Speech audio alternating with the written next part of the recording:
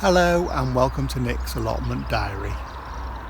Today I'll be taking part in a collaboration to publicise Homegrown Food Edible Britain. This is part of the Royal Horticultural Society's National Gardening Week, which runs from the 29th of April to the 5th of May. This collaboration was started by Erica of Erica's Little Welsh Garden and Liz Zorab's Byther Farm channels. If you'd like to check out the other videos as part of the collaboration, I'll include a link in the description below this video.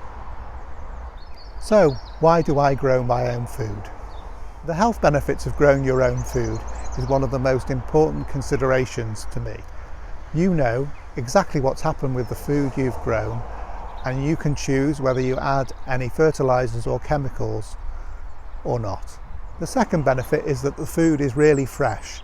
You can pick and eat it the same day, or you can preserve it by freezing or making it into jams or preserves. And the third benefit is the taste. There's nothing more tasty than picking your own fruit and vegetables and then eating them straight away. If you pick your own strawberry or tomato that you've grown, it'll be the sweetest thing you've ever tasted. So I'd like to encourage you to think about growing something to eat yourself. I'm lucky enough to have an allotment to grow vegetables for my family and friends, but you don't need a space as big as this to grow your own fruit and vegetables. So here are some examples of things you can do to get growing. As I mentioned before, one of the easiest things to grow are strawberry plants. So you can get hold of these strawberry plants from your local garden centre. They're all ready at this time of the year, starting to produce flowers. And all you need to do is get 2 or 3 plants per pot and plant them to get some fresh, juicy strawberries for you to eat in the summer. So get a large pot and put in some compost. Any type of compost will do, and then you just make a shallow hole where you're going to put your plant, and then tip out your plant from your pot and put it at the same level of the compost in the pot. Try not to bury them too deep because they could rot if you do. So just to the same level, and then make another one, this plant,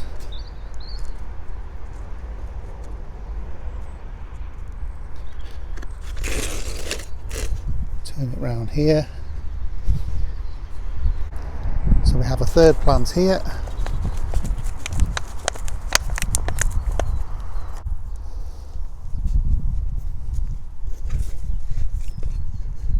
So just firm the compost around the strawberry plants and then give them a good water.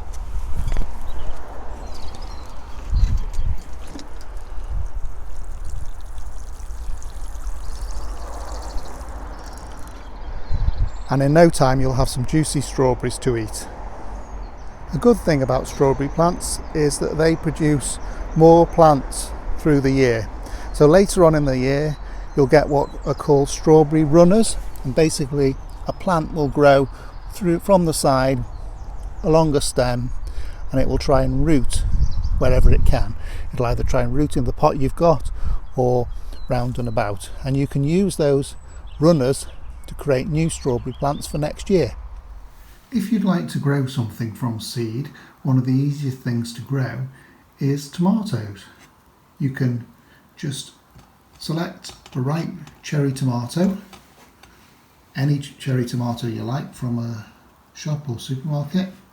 Just slice it in half and you'll see there are loads of seeds inside. Each one of those seeds can become a new tomato plant. So the easiest way to do it is to take a piece of kitchen towel and just spread out your seeds, and you'll just be able to see the seeds there on the paper. And if you just give those a little bit of a rinse to remove the jelly stuff from the outside of the tomato seeds, they'll be ready for you to plant. So next thing you want to do is prepare a pot with some compost in. Any type of compost, multi-purpose compost is best. And get your seeds. Now, I don't know whether you can see the seeds there on the kitchen towel. So what I'm going to do is use a plant label, and all I've done is just wet the end of the plant label so that the tip of the plant label will pick up the seed easily.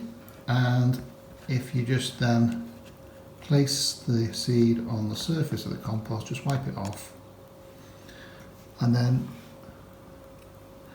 wet your label again,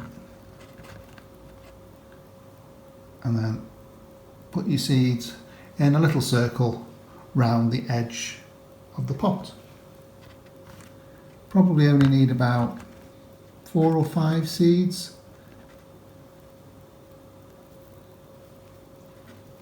That should be plenty.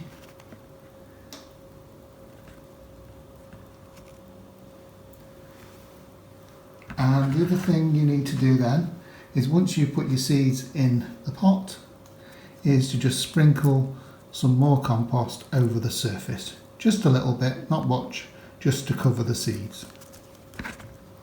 And then when you've done that, if you give the pot a little water so that the seeds are nice and moist, put a label in with the date that you've planted your seeds and the variety of the tomato. If you know what type of tomato it was, just put cherry tomato if you don't. And then put them inside a plastic bag and put them on a warm windowsill in the light. In about 7 to 14 days, your tomato seeds should start to germinate. They'll start looking up like the one in the centre there, and as they develop, they'll grow these seed leaves, and eventually will grow some other leaves through the centre. Don't worry if it takes a little bit longer for your seeds to germinate. Just keep them well watered and on a sunny windowsill, and they will eventually germinate. Once your tomato plants have been growing for about 4 or 5 weeks, you'll notice that there are at least 2 pairs of leaves. And at this point, it's time to pot on your plant to an individual pot. So what I'm going to do is just use this little plastic dibber, but you don't need one of those. You can just use a pen or a spoon. And what you need to do is just pick out the plant. Try not to crush the stem, and get as much root as you can. And then make a hole in the compost and just drop your plant down into that hole. And there you go. Doesn't matter, you can bury it deeper than it was already in the pot. And there you've got your little plant. I'll just do another one for you. Just get as much of root as you can out from underneath the plant. Try and hold it near the top of the plant. Try not to crush the stem. Make a hole in your pot that you're going to put it into, and then push it down into the compost. And all you need to do then is water them. You need to keep them well watered.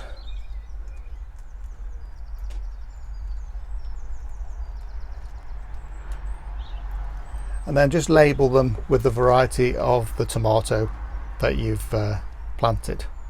So once your tomato plant gets to about this size, which is about 20 centimeters tall about 7 inches, then it's time to pot it up into its final position. I've now got a large pot which I've filled with compost, and I'm just going to dig a little bit of a hole where the plant's going to go.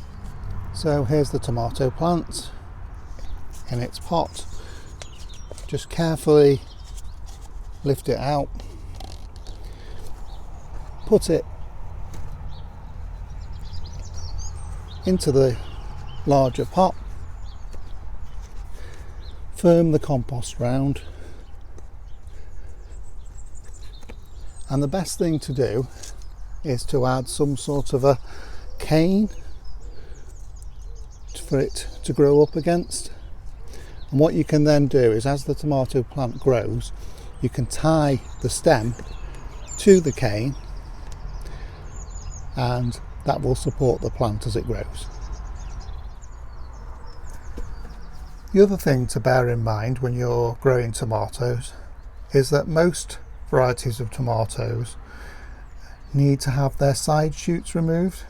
So if you can see between the main stem and the leaf, little shoots grow out from either side, and what you need to do is just get those with your fingers, just pinch out that shoot, get hold of the shoot, just pinch it out, and then that encourages the tomato plant to grow taller and to produce more fruit. Don't know if you can actually see that in the centre there are some flowers just starting to develop.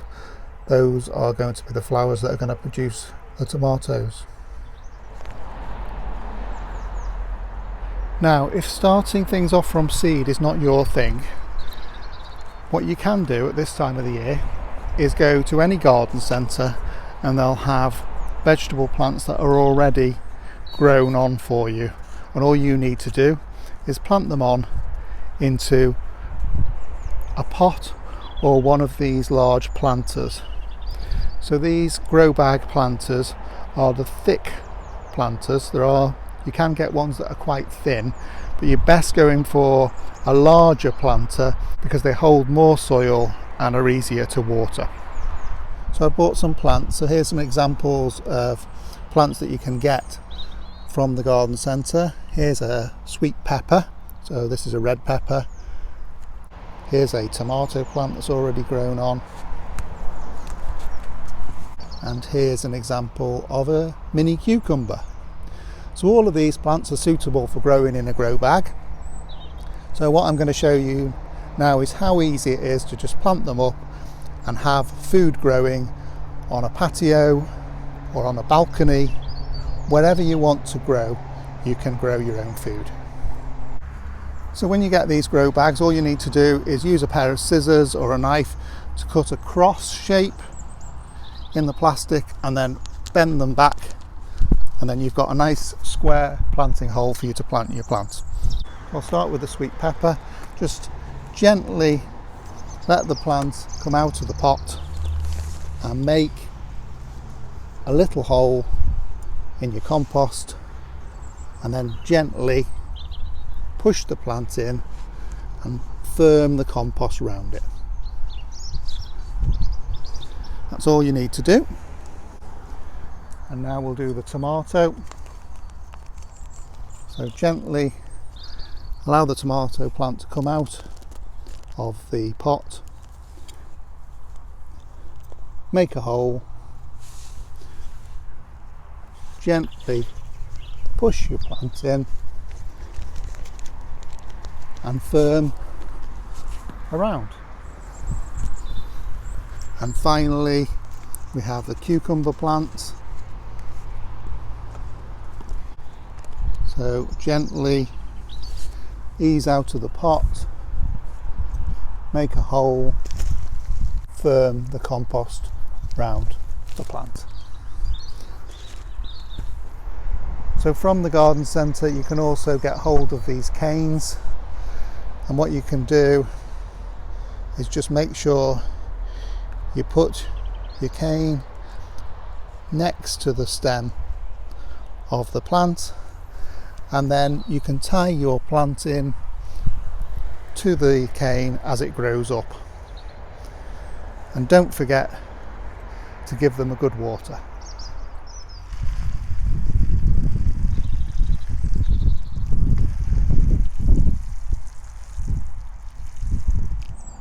Here we have the planted up grow bag, so we're going to get lots of red peppers, some juicy tomatoes and some snack sized cucumbers. As easy as that. Gardening is a great pastime to have. It gets you outside and connecting with nature. It also makes you feel good.